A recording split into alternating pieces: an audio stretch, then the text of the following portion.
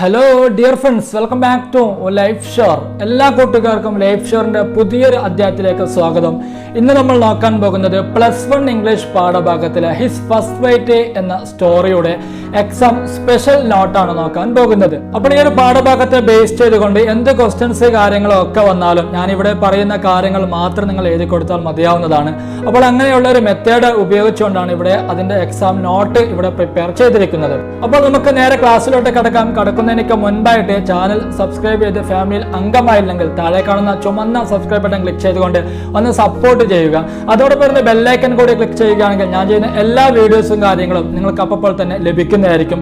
+1ന്റെയും +2ന്റെയും എല്ലാ ക്ലാസ് നോട്ട്സും കാര്യങ്ങളും അതുപോലെ തന്നെ ക്ലാസ്സുകളും ഒക്കെ ചെയ്യുന്നുണ്ട്.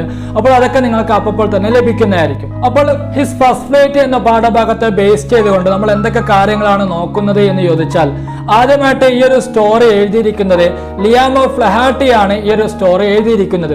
അതേപോലെ തന്നെ ഈ ഒരു സ്റ്റോറിയിലെ പ്രധാനപ്പെട്ട ക്യാരക്ടർ സ്കെച്ച് എന്നുള്ളത് പ്രധാനമായിട്ടും 2 ക്യാരക്ടർ സ്കെച്ചാണ് ഉള്ളത്. ഒന്നാമതായിട്ട് യങ് സീകളാണ്, മറ്റൊന്ന് മദർ സീകളാണ്. അപ്പോൾ ഈ 2 ക്യാരക്ടർ സ്കെച്ച് നമ്മൾ പ്രധാനമായിട്ടും ഓർത്ത് വെക്കേണ്ടതാണ്. അപ്പോൾ അതും ഈ ഒരു വീഡിയോയിലൂടെ നിങ്ങൾക്ക് വേണ്ടി ഷെയർ ചെയ്യുന്നുണ്ട്. അപ്പോൾ അവിടെ പറയുന്ന നോട്ട് കാര്യങ്ങളും ഒക്കെ നിങ്ങളൊരു നോട്ട്ബുക്കിലേക്ക് പകർത്തി വെക്കുക, നല്ലവണ്ണം പഠിക്കുക.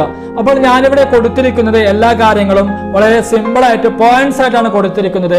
അപ്പോൾ എക്സാം എഴുതുന്ന സമയത്ത് നിങ്ങൾ പോയിന്റ്സ് ആയിട്ട് എഴുതാൻ പാടില്ല, മറിച്ച് ആ കാര്യങ്ങളൊക്കെ നിങ്ങൾ പാരഗ്രാഫ് ബേസ് ചെയ്തുകൊണ്ടാണ് നിങ്ങൾ എഴുതേണ്ടത്. അതേപോലെ തന്നെ ഈ ഒരു സ്റ്റോറിയുടെ പ്രധാനപ്പെട്ട തീം എന്നുള്ളത് സെൽഫ് കോൺഫിഡൻസും സെൽഫ് റിലയൻസുമാണ് പ്രധാനമായിട്ടും ഈ ഒരു സ്റ്റോറിയുടെ പ്രധാനപ്പെട്ട തീം എന്നുള്ളത്. ഇത് നമ്മൾ പ്രധാനമായിട്ടും ഓർത്ത് വെക്കേണ്ട കാര്യമാണ്. അതേപോലെ തന്നെ മറ്റൊന്ന് നമ്മൾ നോക്കുന്നത് ഈ ഒരു സ്റ്റോറിയുടെ പ്രധാനപ്പെട്ട സമ്മറിയാണ് നോക്കാൻ പോകുന്നത്. സമ്മറി വളരെ ഈസി ആയിട്ട് പോയിന്റ്സ് ആയിട്ടാണ് കൊടുത്തിരിക്കുന്നത്. അപ്പോൾ അതൊക്കെ നിങ്ങൾ എന്താണ് നോട്ട്ബുക്കിലേക്ക് എഴുതി വെച്ച് നല്ലവണ്ണം പഠിക്കുക. അങ്ങനെ പഠിക്കുകയാണെങ്കിൽ നിങ്ങൾക്ക് +1ൽ നല്ല ഒരു മാർക്ക് നിങ്ങൾക്ക് സ്കോർ ചെയ്യാൻ സാധിക്കുന്നതാണ്.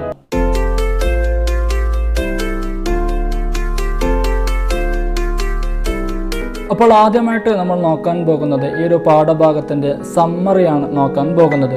അപ്പോൾ സമ്മറി വളരെ ഈസി ആയിട്ട് പോയിന്റ്സ് ആയിട്ടാണ് കൊടുത്തിരിക്കുന്നത്. അപ്പോൾ ഓരോ പോയിന്റ്സുകളും നമുക്ക് നോക്കാം. അപ്പോൾ എക്സാമിന് എഴുതുന്ന സമയത്ത് ഇങ്ങനെ പോയിന്റ്സ് ആയിട്ട് എഴുതാൻ പാടില്ല, മറിച്ച് പാരഗ്രാഫ് ബേസ് ചെയ്തുകൊണ്ടാണ് നമ്മൾ എഴുതേണ്ടത്. അപ്പോൾ സമ്മറി ഒന്നാമത്തെ പോയിന്റാണ്, it is the story of a young seagull. അപ്പോൾ ഇതൊരു കടൽക്കാക്കയുടെ കഥയാണ്. He was afraid to fly. പറക്കാൻ ഭയമായിരുന്നു ആ കടൽക്കാക്കക്ക്. Lack of confidence and courage made him to stay there.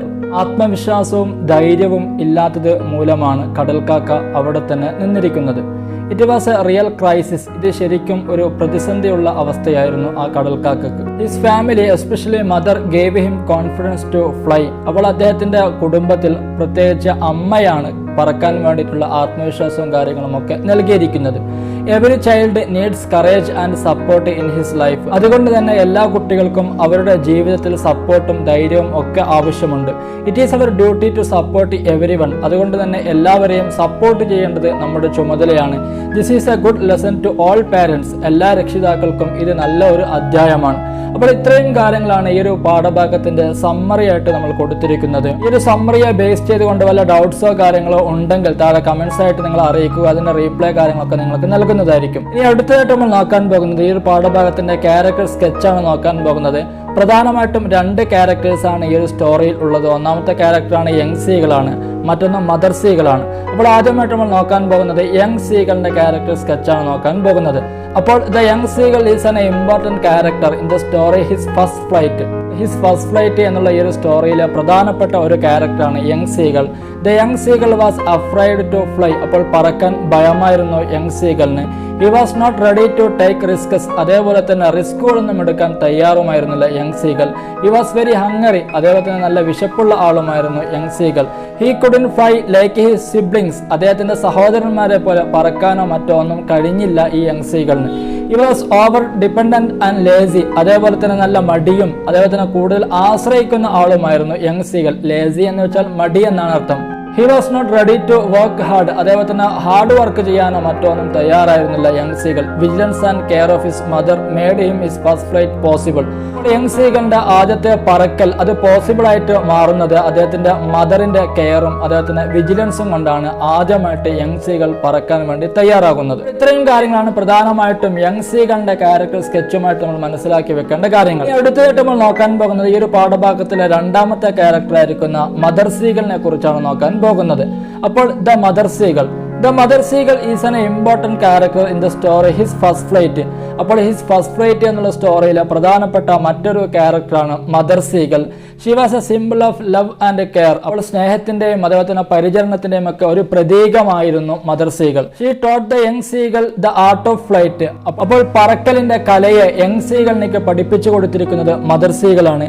Xi was always conscious about her hungry son. അതേപോലെ തന്നെ മദർ സീഗൾ എപ്പോഴും വിശക്കുന്ന ഈ ഒരു യങ് സീഗളിനെ കുറിച്ച് എപ്പോഴും ബോധമുള്ള ആളുമായിരുന്നു. She dealt him with care and vigilance. അതുകൊണ്ട് തന്നെ യങ് സീഗളിനോട് മദർ സീഗൾ ഡീൽ ചെയ്തിരിക്കുന്നത് പെരുമാറിയിരിക്കുന്നത് നല്ല കെയറോടുകൂടെയും വിജിലൻസോട് കൂടെയുമാണ് പെരുമാറിയിരിക്കുന്നത്. She even scolded him to make him fly. അതേപോലെ തന്നെ യങ് സീഗളിനെ പറപ്പിക്കാൻ വേണ്ടി മദർ സീഗൾ ചീത്ത വിളിക്കുക പോലും ചെയ്തിട്ടുണ്ട്. സ്കോൾഡ് ചെയ്യുക എന്ന് വെച്ചാൽ ചീത്ത വിളിക്കുക എന്നാണ് അർത്ഥം. She gave him support and inspiration. അതേപോലെ തന്നെ യങ് സീഗളിലേക്ക് മദർ നൽകിയിരിക്കുന്നത് സപ്പോർട്ടും അതേപോലെ തന്നെ പ്രചോദനവുമാണ് നൽകിയിരിക്കുന്നത്. She perfected the flight of the young seagull. Young സീഗളിനെ പറക്കാൻ വേണ്ടി ആ ഒരു രൂപത്തിലേക്ക് തയ്യാർ ചെയ്തിരിക്കുന്നത് മദർ സീഗളാണ്.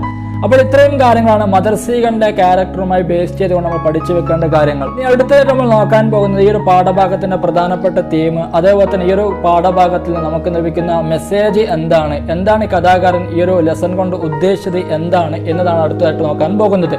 അപ്പോൾ അതവിടെ കൊടുത്തിട്ടുണ്ട്. To dominate the fear is the central idea of the story.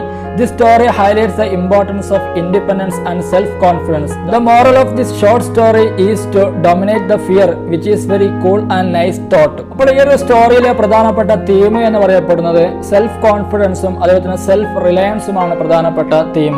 ഈ ഒരു സ്റ്റോറിയിലൂടെ കഥാകാരൻ പറയുന്നത് ഭയത്തിന് അടിമപ്പെട്ടിരിക്കുന്ന ഒരു യങ് സീഗളിന്റെ കഥയാണ് ഈ ഒരു സ്റ്റോറിയിലൂടെ പറയുന്നത്. അതേപോലെ തന്നെ ഈ ഒരു കഥയിൽ പ്രധാനമായിട്ടും ഇമ്പോർട്ടൻസ് കൊടുത്തിരിക്കുന്നത് ഇൻഡിപെൻഡൻസ്, സ്വാതന്ത്ര്യത്തിനും അതേപോലെ തന്നെ സെൽഫ് കോൺഫിഡൻസ്, ആത്മവിശ്വാസത്തിനുമാണ് പ്രാധാന്യങ്ങൾ കൊടുത്തിരിക്കുന്നത്.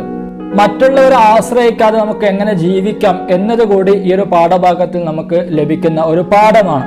അപ്പോൾ ഇത്രയും കാര്യങ്ങളാണ് പ്രധാനമായിട്ടും ഈ ഒരു പാഠഭാഗത്തെ ബേസ് ചെയ്തുകൊണ്ട് നമ്മൾ പഠിച്ചു വെക്കേണ്ട കാര്യങ്ങൾ.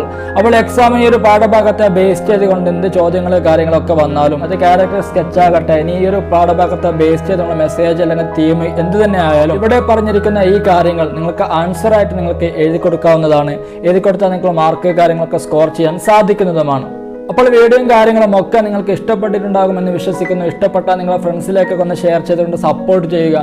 കൂടെ ലൈക്ക് ചെയ്യാനും ഷെയർ ചെയ്യാനും മറന്നു പോകരുത്. ഡൗട്ട്സോ കാര്യങ്ങളോ ഉണ്ടെങ്കിൽ താഴെ കമന്റ്സ് ആയിട്ട് അറിയിക്കുക. അതിന്റെ റീപ്ലൈ കാര്യങ്ങളൊക്കെ നിങ്ങൾക്ക് നൽകുന്നതായിരിക്കും. പുതിയ മറ്റൊരു വീഡിയോ ആയിട്ട് നമുക്ക് വീണ്ടും കാണാം. Thank you for all.